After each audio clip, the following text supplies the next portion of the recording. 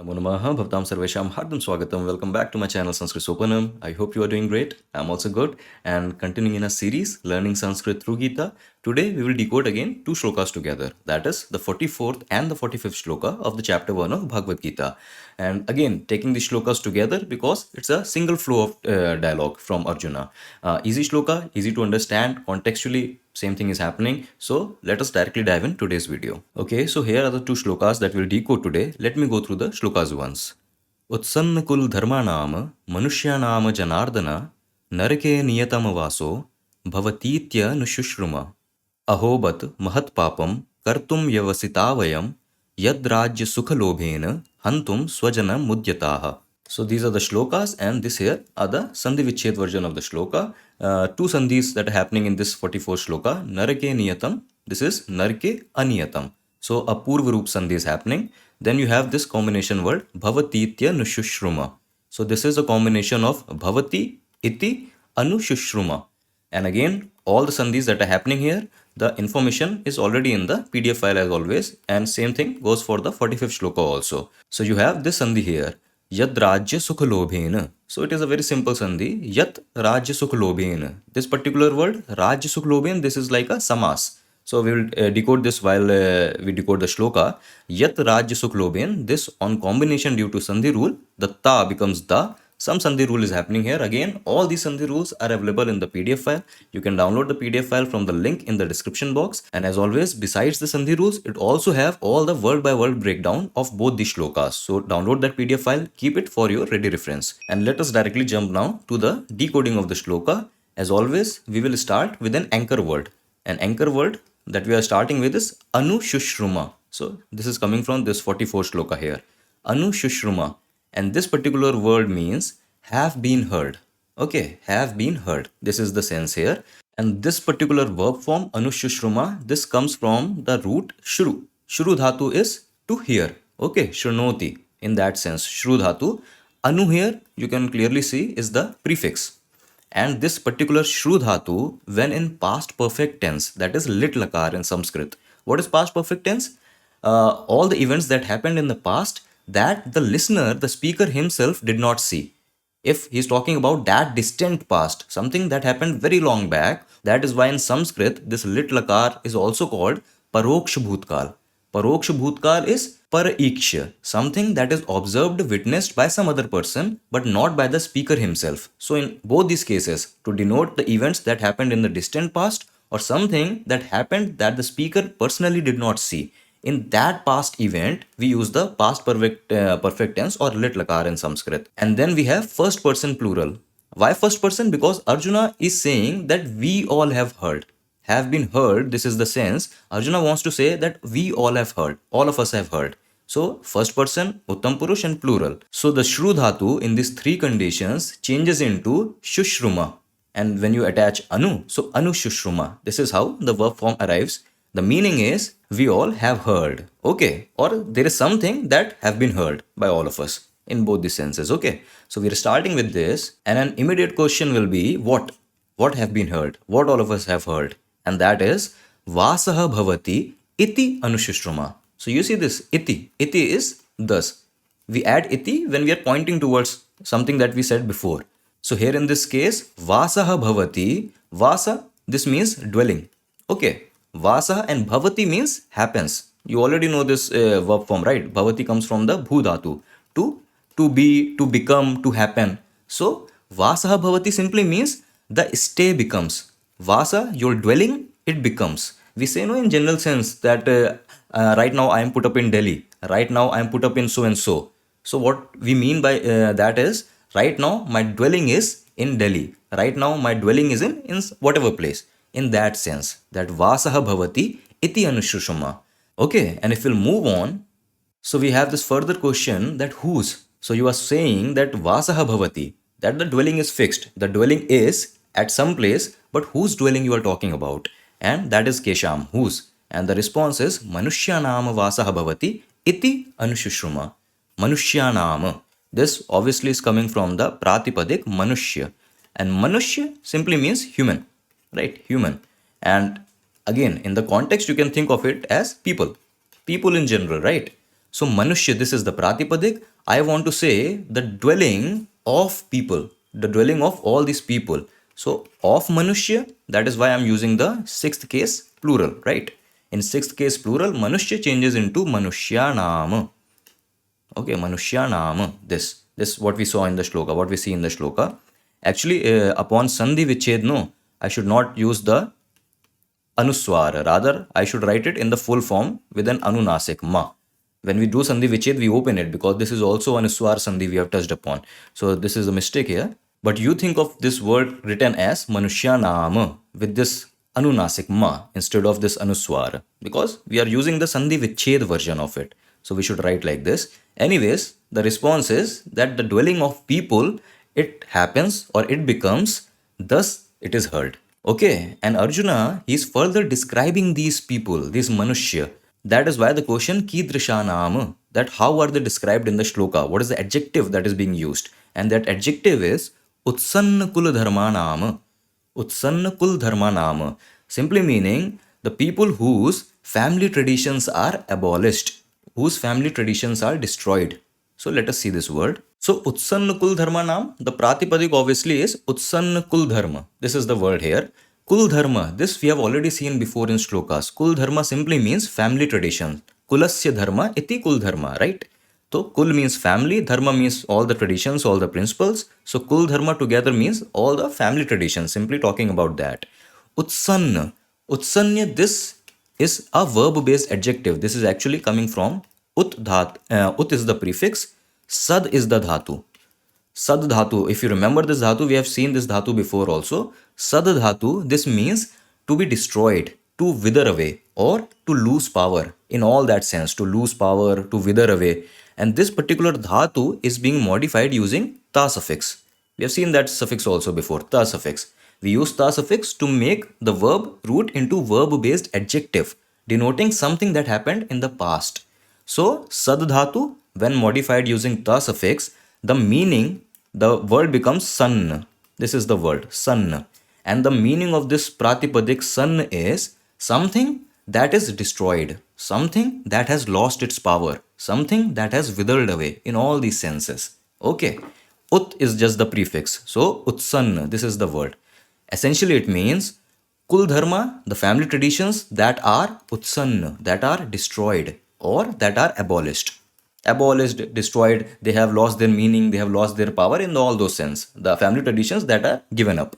Simple as that. Okay, and since this here is the adjective, this is how Arjuna is describing these people, that all these people whose family traditions are destroyed. So since this is an adjective, so this is obviously taking the same word form of this of its noun. So sixth case plural. In sixth case plural, this entire word utsanakul dharma, the vibhakti will apply to the last word. So dharma will change into dharma nama, just as manushya changes into manushya nama. Both are akarant word. So that is what is happening here. Utsannakul dharma nama manushya nama. All those people whose family traditions are destroyed, abolished, for them vasaha bhavati. For them the dwelling happens. Where it happens, we'll decode further in the shloka. Iti anushishrama. It is thus heard by all of us. That is the context so far. Now the obvious question will be that where the dwelling happens, where the dwelling happens, kutra. And the response we get from the shloka is narake. Narake means in hell. So we have seen this word also used before, narak. Narak is the pratipadik, this means hell. Okay, and since Arjuna wants to say that for all these people, their dwelling will be fixed in hell. In hell. That is why he is obviously using the seventh case singular form. Seventh case, when we want to denote in or on in that prayojan, right? So narak changes into narake. That is what he's saying. That for these people, for such people, the dwelling is fixed. The dwelling happens in hell. Narake. That is what he's saying. And then Arjuna is katham. Katham, we say katham when we inquire more about it. That how so? Is there some particular trait, some particular quality to that situation? Katham. That is when we use this. And very specific word Arjuna is using here, aniyatam. Aniyatam vasaha. And aniyatam, this means aniyatam, aniyat, this actually the pratipadik aniyat, this simply means something that is unrestrained, something that is unrestrained or uncontrolled, or you can say that indefinite. In that sense, something that is not controlled, not determined, indefinite. And in the context of the shloka, we can think of this, that the dwelling, that stay in the hell, that is indefinite, that is stretched for an indefinite period of time. That once you enter hell, you don't know when you are going to come out of that. In that sense, Arjuna is saying that for these people, for such people, narake, in the hell, vasaha aniyatam bhavati. That the dwelling happens in the narak, in the hell, for an indefinite period of time. Indefinite period of time. Aniyatam. And this is the entire thing that he's saying, iti anushishrama, that we have all heard from this. Now, all heard? How? So all these things may be coming down from generation to generation as a warning by all the elderly people, that if you are not going to lead a dharmic life, this is what will happen. So all these knowledge bits, they pass from generation to generation, right? So that is why Arjuna is saying that this is what happens to adharmic people. This is what is heard, thus heard. That is the context so far. Okay, and this completes our 44th shloka. Let us continue with the decoding of 45th shloka now. And we will start with this anchor word here, vyavasitaha. Vyavasitaha, see, it is coming here. Mahat papam kartum vyavasitaha. Vyavasitaha simply means, again, you can already see from this form, right? It is a plural form. Vyavasit should be the pratipadik, vyavasitaha, that is the plural form. So we are resolved. This is what is the meaning of this word, vyavasitaha. This actually comes from, there are two prefixes that are happening here. You can have two prefix also. V, av, and then you get the dhatu so. So is the dhatu. And this particular dhatu is being modified using ta suffix. See, V, av, when they combine, so due to sandhi, this becomes vyava. And that is what is happening, vyava. And so when it is modified using ta suffix, sitaha, sit is the pratipadik formed. When you combine, it becomes vyavasitaha. That is what is happening here. This so dhatu essentially means to terminate, to finish. But here, these two prefixes, these are slightly modifying the meaning. And the meaning becomes that are determined to finish, that are resolved to finish. They have made up their mind to finish the task, whatever task they have taken up to finish that task. So these two prefixes here are actually modifying the meaning of the dhatu. But this is how the word is here, vyavasit. Vyavasit is a very common adjective word actually. All the adjective words, actually for all the adjective words, all the words in Sanskrit, you are going to find a breakdown like this. That it is coming from this verb root modified with this prefix, this suffix. This is the etymology of any word. But for few words that we very often use as an adjective, we can just remember these words as such. You can break open them and see the logic behind them. But again, you can just memorize them also because these are very common adjective words. So if you are interested in etymological study, you can again break down all these words and everything. That is good.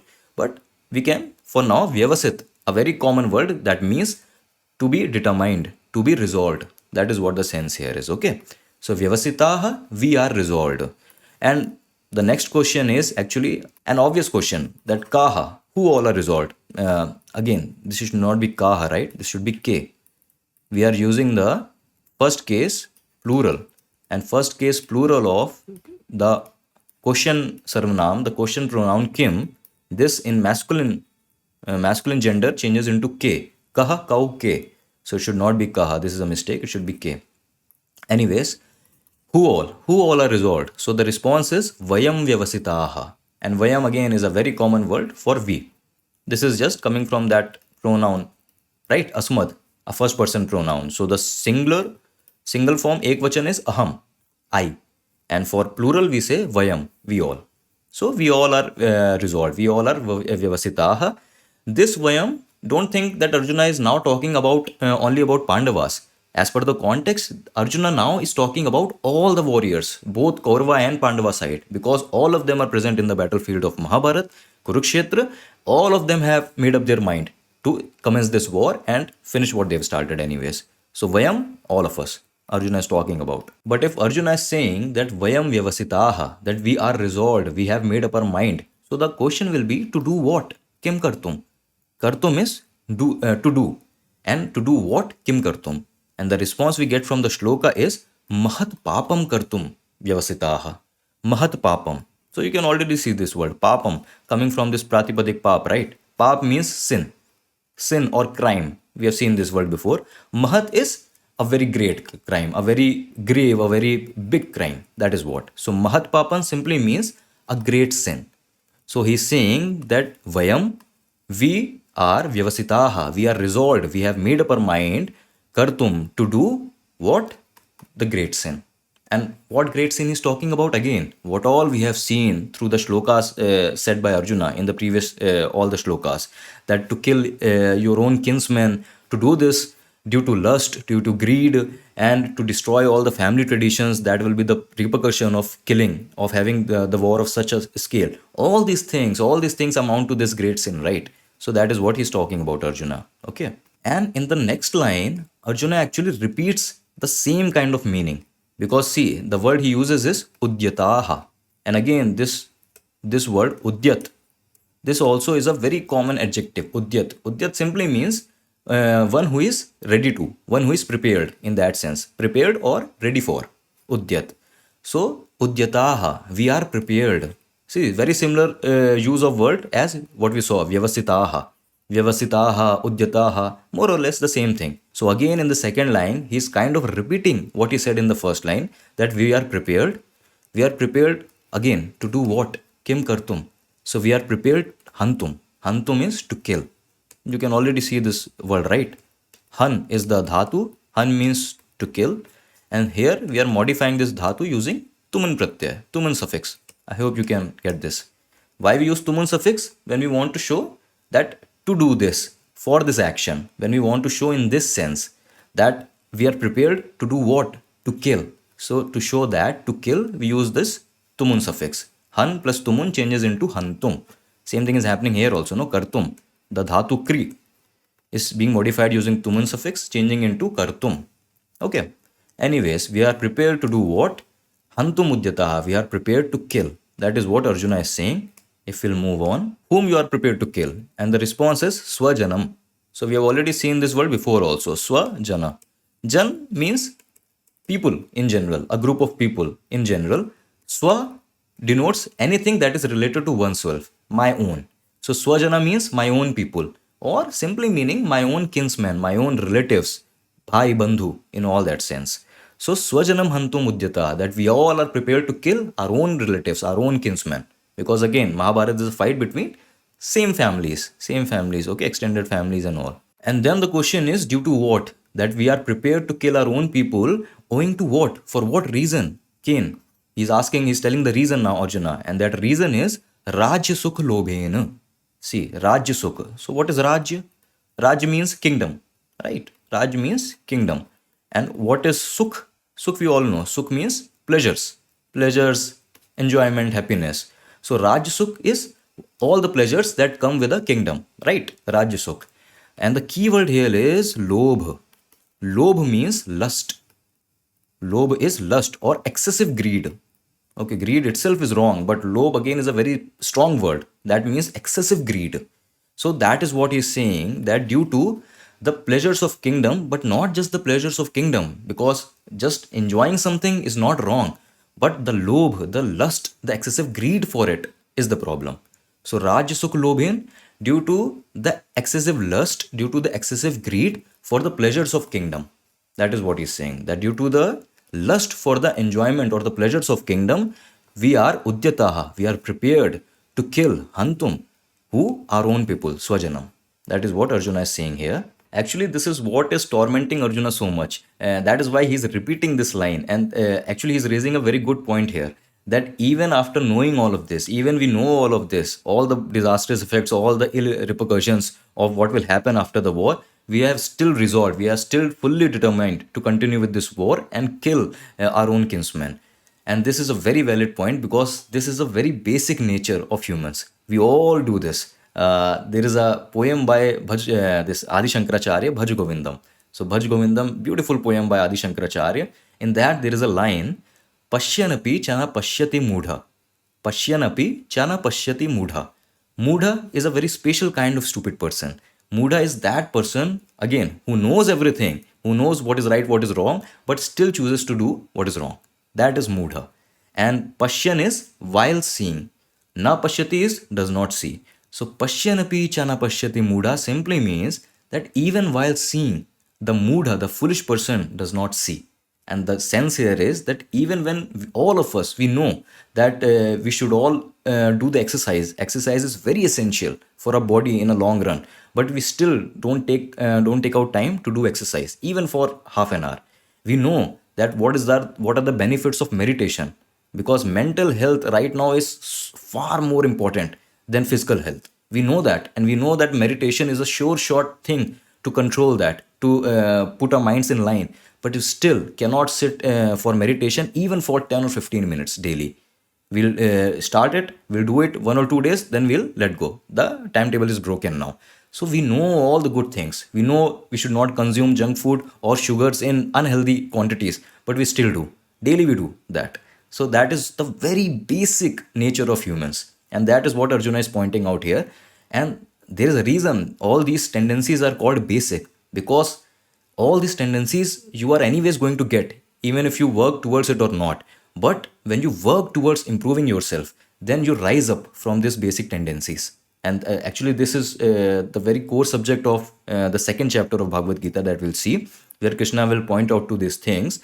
But that is why they are basic tendencies, because this does not take much thinking. But if you think, if you live a conscious life, if you contemplate on your actions, then you are obviously going to live a better life. When you contemplate your actions, you do not jump into conclusions. You carefully live a life, then that leads you to a better life, not just living a basic life. You are doing everything wrong. You are just controlled by your senses and everything. Pashyana pichana pashyati muda. You know everything. You give lecture, you advise your friends that you should do exercise in the morning and you should sit upright. Maybe that's why you are having this back pain and all. But we ourselves do it. We'll open a television, sit on the couch, our backs, our spines fully curved, but who cares? So pashyanapi chana pashyati muda. That is what, some way, this point resonates. This point actually what Arjuna made. It just brought me to that point, Bhaj Govindan. That's why I thought I will share it to you. But anyways, returning back to what we have in hand. Okay, and coming to the Anvay section, let us open the translation also. Okay, so the Anvay goes like Janardana. Janardana again, we have seen another name of Shri Krishna. Arjuna is using this name to address Shri Krishna, that O Janardan, O Shri Krishna. Okay, Iti Anushishruma. Thus we have heard. But what we have heard, that is what we'll see first. Utsanna kul dharma nama manushyanam. Manushyanam means of those people. Manushyanam of all those people. What kind of people? Whose kul dharma, the family traditions, are utsanna, are destroyed, are abolished, given up. So all these people whose family traditions are abolished, they narke anyatam vasaha bhavati. That vasaha bhavati, they dwell where? Narake, in the hell. So they dwell in the hell for aniyatam. Aniyatam is indefinite period of time. So all these people, they dwell in hell for an indefinite period of time. This is what you get if you destroy dharma, that you are destined for hell and you will stay there for indefinite period of time. Iti anushishrama. Iti means thus. Thus we all have heard. This is Arjuna is saying to Shri Krishna. And then in the second shloka, he shows his despair. That is why he is starting with these words, ahobat. So ahobat, this is just like an expression. But this essentially means alas. Okay, why we say alas? When all the hope is lost, it's gone. So alas, that is what we use in English. So ahobat, just an expression that translates into but alas. But alas, oh, what a pity. All those expressions, because Arjuna is saying this expression out of his despair. Okay, that but alas, ahobat, vyavasitaha vayam. That we are vayam resolved. Vyavasitaha, we are resolved. We are fully determined to do what? To mahat papam kartum. To do this great sin, mahat papam. And then he repeats this again, that due to the lust for pleasures of kingdom, rajya sukh lobhena. Due to the lust, the excessive greed for the pleasures of kingdom, udyataha. Udyataha is again, we are prepared. We are fully ready to. We are prepared to do what again?